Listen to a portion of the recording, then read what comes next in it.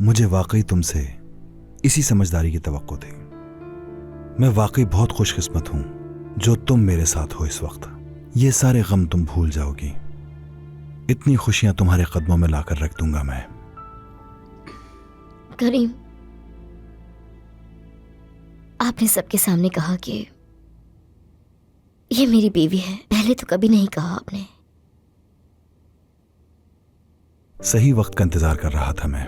मौका तो अभी भी मुनासिब नहीं है, लेकिन मैं वक्त जाया नहीं करना चाहता। नसरीन,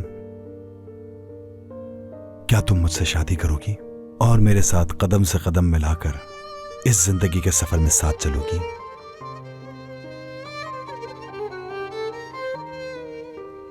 क्या चाहिए होगा और कैसे हालात क्यों ना हो, सिर्फ आपके साथ रहना चाहती हूँ।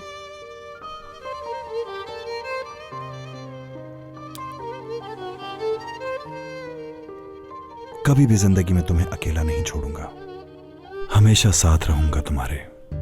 ठीक है? 1-2 दिन से मैं ऑफिस में टाइम नहीं दे सका और काम भी काफी सारे पेंडिंग में हैं।